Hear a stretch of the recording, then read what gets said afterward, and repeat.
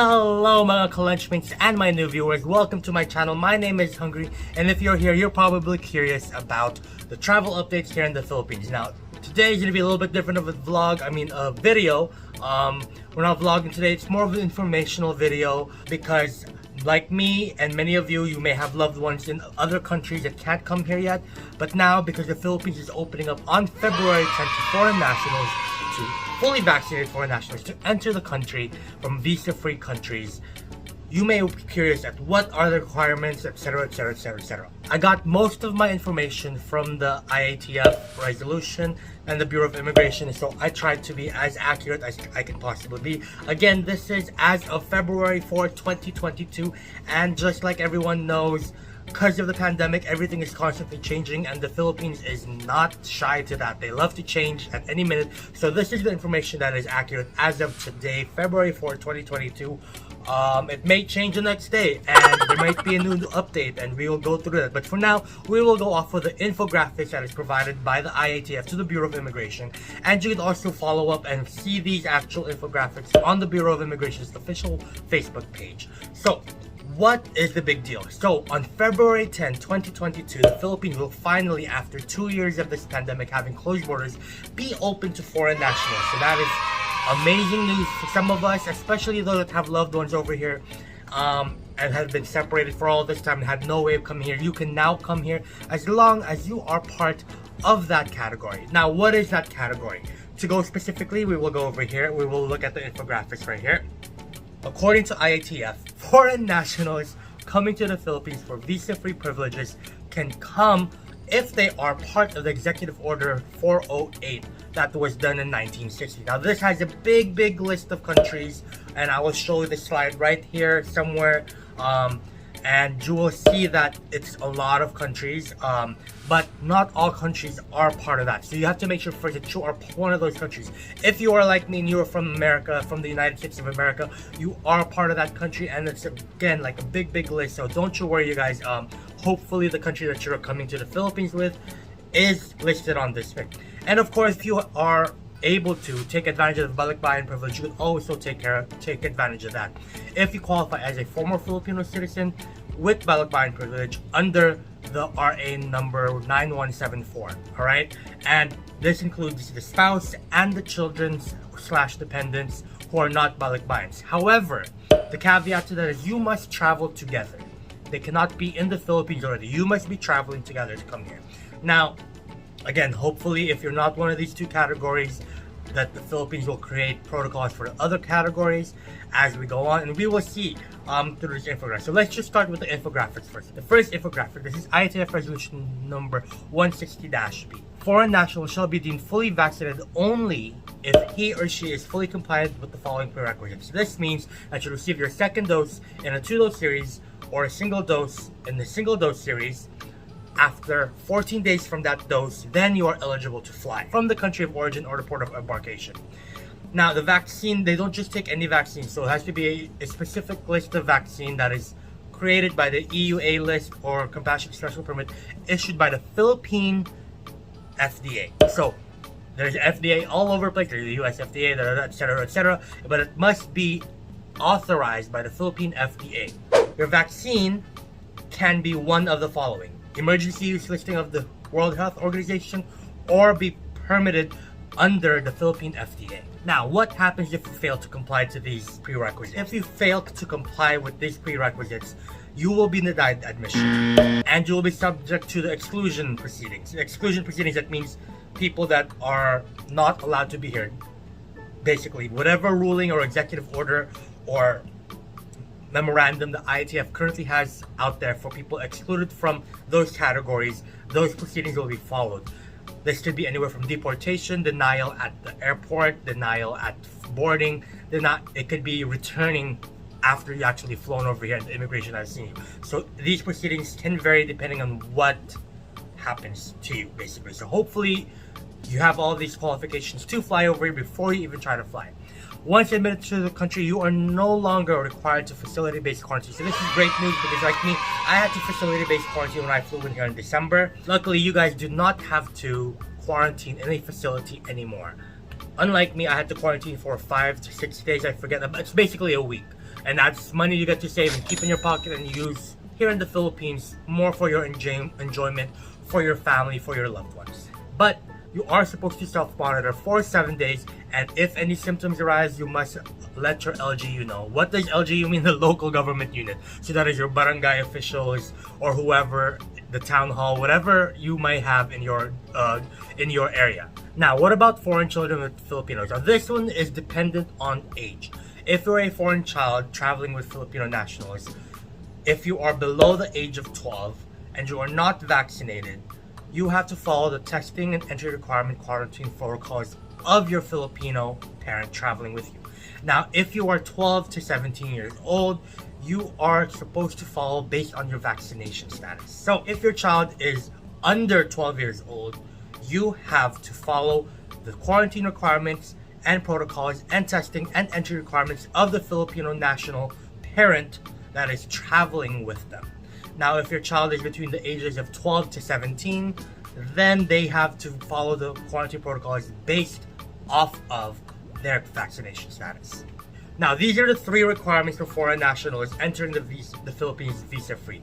You have to have a valid return ticket or an onward ticket. So if you're a foreign national, you might be familiar with that. You need to have an onward ticket to another country of destination dated no later than 30 days from your arrival in the Philippines. Does that make sense? So not 30 days from your departure, because like if you're coming from America, technically 2 days passes when you get to the Philippines, right? So if you arrive on the 15th, it must be dated within 30 days of the 15th. So another ticket going elsewhere or going back home to your back home to your country of origin. Your passport must also be valid for 6 months at least. If it's less than 6 months, they will not allow you to enter the Philippines. So make sure your passport is current, and if it's not, just go renew it as soon as you can. Now, this is a new caveat to to foreign nationals coming to the Philippines. You now must have travel insurance. It has COVID coverage, a minimum of $35,000 US for the duration of your stay here in the Philippines. Now, this wasn't a requirement when they first announced that the borders were opening on February 10th, but now it is a new requirement as of today, February 4, and this goes into place February 10, 2022. Again, $35,000 minimum medical COVID specific coverage. Yes, it must involve COVID treatment. There's travel insurance that you could purchase online that's rather cheap, but not all of them have COVID coverage. So you have to make sure that you get COVID-19 treatment coverage when you purchase your travel insurance. There's several websites. I could pop them up here where you could look and compare some, ranging anywhere between like $90 upwards to $200+ depending on how much coverage you want. Now, $35,000 USD is actually not very much as far as medical. It is a lot of actual money. What I mean is, like, a lot of insurance premiums that you will find, the minimum start at $50K. So most of the time, even if you get the most basic travel insurance that has COVID treatment involved, $50,000 generally is the lowest coverage that you can get that I've seen so far. If you've seen any more, please let me know in the comments.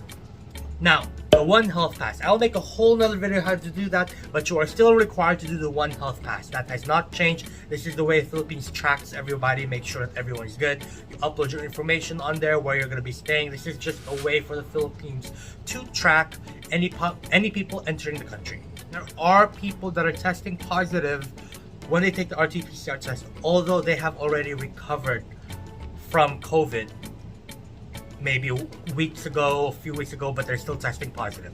Now, the Philippines has created a protocol specifically for that situation, but right now it's only covering Filipino nationals. So, Filipino nationals, I know Omicron is going crazy all over the world right now. It's so easy to get. You might have had it already, and you might test positive if you're a Filipino national. If you are a Filipino national, test positive, there are a few things that you could do. You still need to get tested to enter the country. They're not going to bar you from entering the country, but you still need to get tested.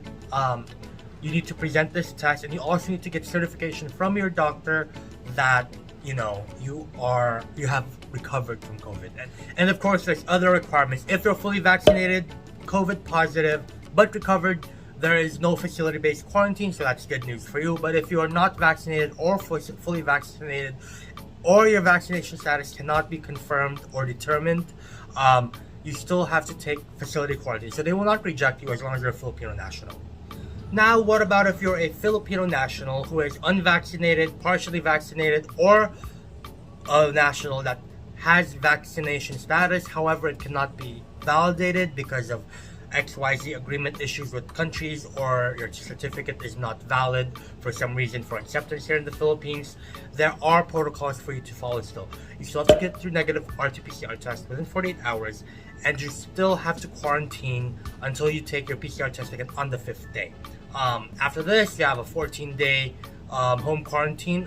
Until your 14th day, you have to home quarantine and let your LGU know if there's anything that may come up, any symptoms like that. So if your vaccination status cannot be verified, or you're unvaccinated or partially vaccinated, you still have to quarantine. For fully vaccinated Filipino nationals whose vaccine status can be verified and it's part of their list, you only need to take an RT-PCR test taken within 48 hours prior to the date and time of your departure from your country of origin.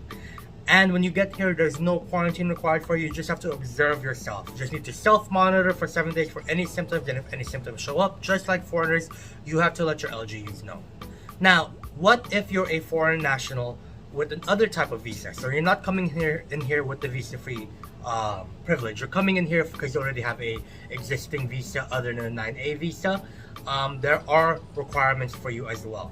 If you're a returning foreigner with another type of visa, all you need to have is proof of vaccination. You have to have your proof of vaccination, just like Filipinos, just like foreigners coming from visa-free privilege, proof of vaccination, and then you won't have to quarantine at all in a facility. You just have to observe yourself for 7 days, just like them. However, if you are not fully vaccinated, you will be denied admission, even if you have a visa that is valid already.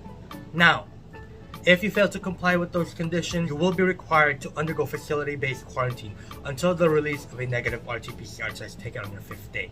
And then after that, 14-day home quarantine, etc., just like the old protocols. This is specific to foreigners that may have some complications. There may be an error. They may have made it into the country, passed through immigration, all that, but there's something wrong with their paperwork or something like that, but the country still let them in. You will have to follow a quarantine. You will have to go to a quarantine facility. Now, if you're a foreign national coming in here, quick, easy things you must remember. You must take a negative RT-PCR test taken within 48 hours of your flight. You must be fully vaccinated. Your flight into the Philippines must be February 10, 2022. If you go before that, these protocols do not apply to you. You will not be allowed in here. But again, fully vaccinated, that's one. Negative RT-PCR test taken within 48 hours of your flight. After that, you also need to have, there's something else I'm forgetting. What is it? You need to have travel insurance. Travel insurance equivalent to $35,000 in USD coverage with COVID treatment coverage. That is the most important thing. So that's about it. So I know that's a lot of information, a lot of slides, yada yada yada, but that is a quick travel update. If you have any questions, please let me know in the comments. If there's any travel updates that you guys want to know more about, or more specific things or questions you want a video about, I can do a video about it. Just let me know in the comments down below, and I will try to answer your questions as much as I can to the best of my understanding as well. Obviously, I am not a immigration officer. I am just understanding what I'm reading from the laws here, directly from the Bureau of Immigration and the IATF here in the Philippines. So I hope this video was very, very helpful for you guys, and I hope that the news of the Philippines opening up is great news for you. It is great news for me because I finally get to see my best friend again with my babies coming here to the Philippines, and we can, get our adventure on once COVID has subsided a little bit, of course, obviously. But I'm very, very happy to be reunited with my best friend and my family because they can now come here. They're actually taking advantage of this window. As you know, things in the Philippines can change at any minute. Any minute, like the next day they could have a new directive and suspend everything, which was what happened in December. They had a plan to open up the Philippines and they shut down really, really quick as Omicron came about. Hopefully that doesn't happen this time because the Philippines can really use the economic boost from tourism, jobs. People need jobs out here. People are struggling out here. They need the help, and tourism bring that. Tourism has a trickle-down effect on so many industries and micro-industries over here, from food service to retail, rentals, all of that. Everything is affected by tourism, believe it or not. Even though this is a homogenous country, left and right you see Filipinos, there is foreign influence all over the place. The language here used, other than Tagalog and whatever dialects and languages in the Philippines that they use, the secondary language they use here is English.